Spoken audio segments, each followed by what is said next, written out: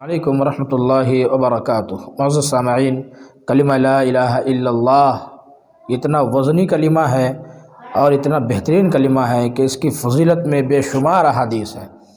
آپ صلی اللہ علیہ وسلم نے فرمایا کہ یہ کلمہ جب بھی کوئی بندہ پڑھتا ہے تو ڈائریکٹ عرش کے اوپر پہنچ جاتا ہے، کوئی رکاوٹ نہیں ہوتی۔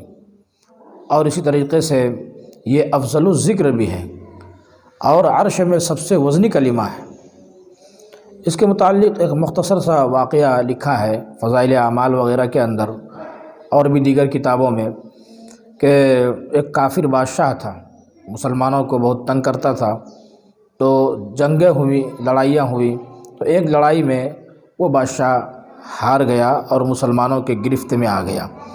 مسلمانوں نے اس کو پکڑا اور چونکہ اس سے مسلمان بہت پریشان تھے اس کی شرارت سے، تو پکڑنے کے بعد مسلمانوں کے اندر انتقام کا، بدلہ لینے کا ولولہ تھا، جوش تھا۔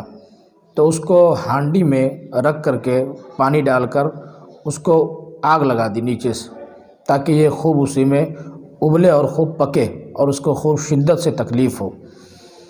وہ بادشاہ پہلے تو اپنے بتوں کو پکارنا شروع کیا، لیکن جب کچھ نہ بن پڑا تو وہ وہیں مسلمان ہو گیا اور وہ پڑھنے لگا لا الہ الا اللہ، لا الہ الا اللہ۔ اللہ کی رحمت جوش میں آئی، اور اس وقت جس خلوص کے ساتھ وہ پڑھ رہا ہوگا وہ ظاہر ہے۔ اللہ تعالیٰ نے اس دیگ کو بالکل ٹھنڈا کر دیا، وہ دیگ ٹھنڈی ہو گئی، اور اللہ نے بارش برسائی، آگ بجھ گئی، اور پھر اللہ نے زبردست آندھی چلا دی، وہ دیگ وہاں سے اڑ گئی آندھی میں۔ تو لوگ تعجب میں پڑ گئے کہ اللہ نے کیسی مدد کی۔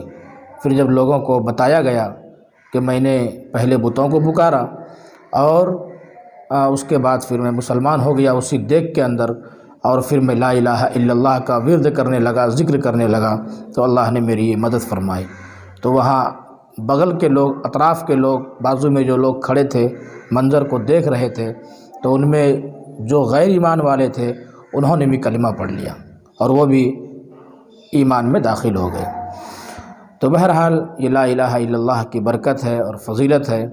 ہم سب کو بھی چاہیے کہ اس وزنی کلمے کو، اس بہترین کلمے کو بار بار پڑھتے رہیں۔ جب بھی ہم خالی اوقات میں، فرصت والے اوقات میں ہوں تو اس کلمے کا خوب ورد کریں۔ اللہ تعالیٰ ہم سب کو عمل کی توفیق دے۔ السلام علیکم ورحمۃ اللہ وبرکاتہ۔